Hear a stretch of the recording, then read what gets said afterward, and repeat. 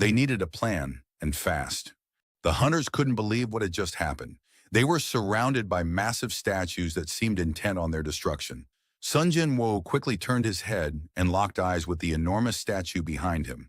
In an instant, the statue began staring directly at him, its gaze piercing and relentless. This wasn't the first time Sun Jin-woo found himself in a deadly situation.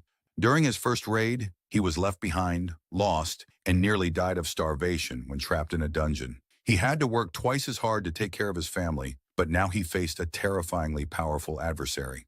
The eyes of the huge statue began to glow with a bright fire. "Everyone, fall to the ground!" Sun Jin-woo shouted as bright rays began to shoot from the statue's eyes, destroying everything in their path. Most of the hunters perished instantly, obliterated by the destructive rays. Those who survived looked around in shock, unable to comprehend how they were still alive. They faced the grim reality that defeating the statues would be an arduous task, perhaps impossible. Some of the more sinister and dangerous monsters were known to lurk behind such gates. The group's healers were overwhelmed.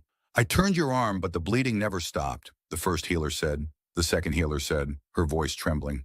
"One was killed so brutally there was nothing left of him. The second is in shock, unable to speak after what he saw. The third, whom you know, can't get herself together. If she survives, this situation will haunt her for a long time." The situation was dire. With their skills, healing was almost impossible under these conditions. The hunters knew they needed to escape, but doing so seemed an insurmountable challenge. Desperate and frightened, the group questioned why they had entered this dungeon in the first place, considering it was only a D-rank dungeon. Sun Jin-woo realized that getting past the giant statue guarding the exit was the only chance of survival. But the guards flanking the door were ruthless, annihilating anything that approached.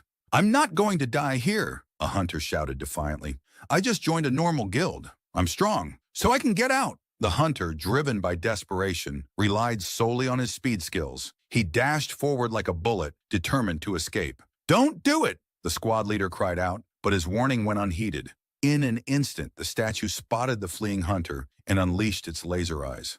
All that remained of the runner were his legs. He never made it.